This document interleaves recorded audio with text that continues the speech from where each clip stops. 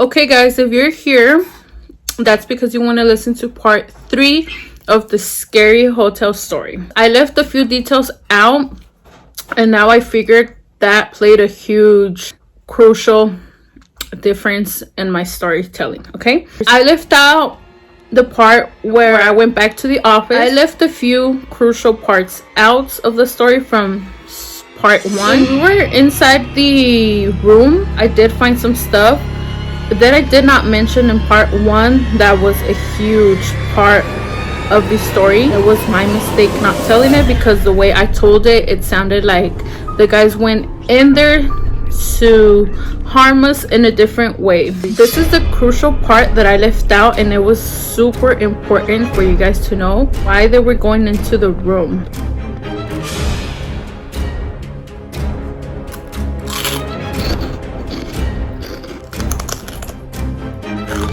So when we went to our room, remember I told you guys that there was like a really full smell, a really bad smell inside the room.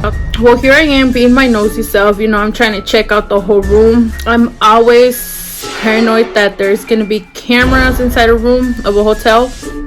I was looking around, searching under the beds, like the rug was really beat up. That thing was flopping, it was old, so I was looking around the hotel, and I found some disturbing stuff, some nasty things. One of them was a picture. It was a picture of this girl, and I was like, the first thought to my head was like, damn, they really do not clean this place up. I didn't really give it that much thought, but what really like scared me more,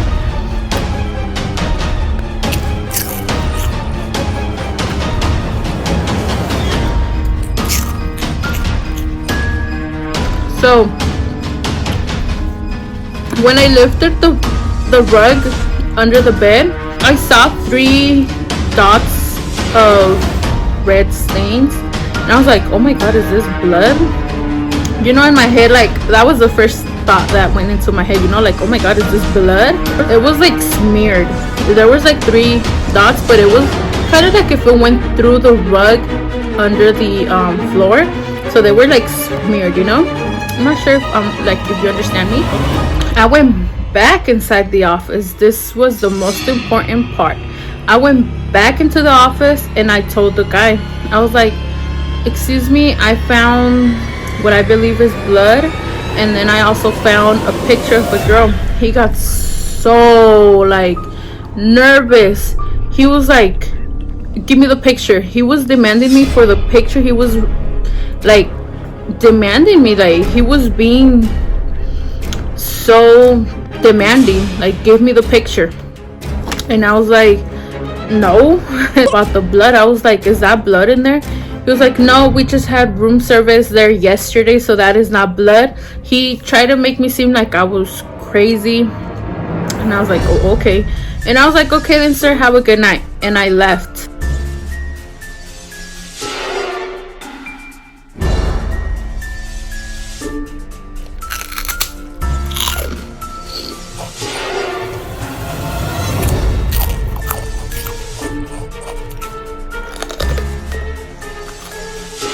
So after I went back to the room, the room felt like there was something about the room that made me feel so uncomfortable. I felt like I was being watched. It gave me chills being in there. This weird feeling, like it was telling me to like get out of that room, that I'm not supposed to be in there. So I wasn't feeling comfortable. I had a lot of chills. It was kind of like if it was like haunted. I don't know, it gave me like a bad vibe. That room gave me like a bad vibe, a bad feeling, negative energy. In the beginning, you guys would probably thought like, oh, she just went outside to sleep in her room because of roaches.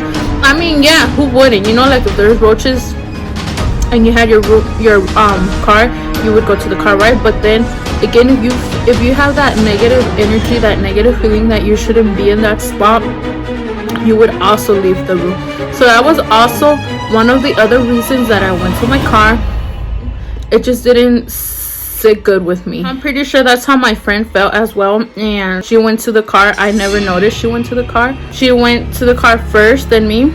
I sleep pretty fast. When I go to sleep, I sleep pretty fast, and I'm a heavy sleeper, so I didn't feel her leaving nothing. So she went inside my car, and later that night, like a few hours later, I woke up slowly. Like, I tried not to make any noise to go back to my car. I thought my friend was inside the room, and I didn't want to wake her up. I went to the car because, like I said, I wasn't feeling comfortable. While I was like sleeping in the car, some loud noises woke me up, and that's when I saw the guy when he went inside my room. And I believe that he was after me because I had found and I had seen stuff inside that room that probably he did not want me to like go tell to the police, or you know, like I had seen so much, and he, in short words, kind of had to like get rid of me.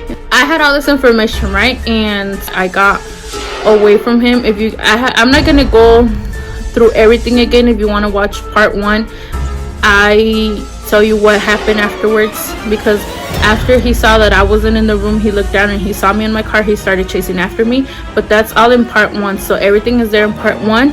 But I'm gonna say what happened next after I went to the police department. I had told them everything and gave them my statement. Apparently there wasn't like a reason to arrest him at the moment because there was no like physical harm on me. It's weird how it works, like you have to be beaten up, or like they have to see blood on you so they can arrest the other person, so they can see that you have physical damage or something, you know. So I didn't have none of that, so there was no reason to arrest him. Did tell him about that I had found blood spots, and I had found a picture of a girl that I was really concerned. And so they went and checked out the room. They had put luminol, is that the correct word, when they turn off all the lights in the room. So they turned off all the lights in the room.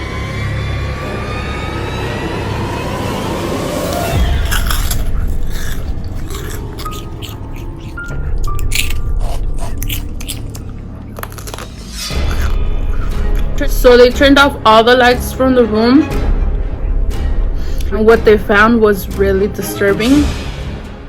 And I can't believe I was actually sleeping inside that room, inside that bed. Even though if it was just for like an hour or two, I slept on that bed and I stepped on that rug. What they found was so disturbing, and it traumatized me the rest of my life. They had found blood. And I'm not just talking about like a few drops of blood. They found pools of blood. They found blood on the walls, on the bed, on the rug, on the bathroom. All of this suddenly turned into a crime scene, and they went knocking on my door and they wanted to know even more information about the guy. He now became a person of interest because they had found all of that. Went to his house, tried to talk to him and tried to search his house, but since they didn't have like a search warrant, they couldn't go inside. They eventually got a search warrant to search up his house.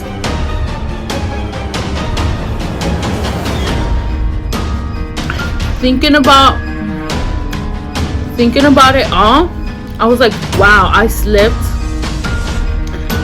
on a bed where possibly somebody was killed or was tortured. I don't know what could have possibly happened in that room, that it had a lot of blood. But that doesn't end there, guys. It doesn't end there. Everything they found there was shocking, was disturbing. If I thought the hotel was disturbing enough, I still can't believe to this day what they found.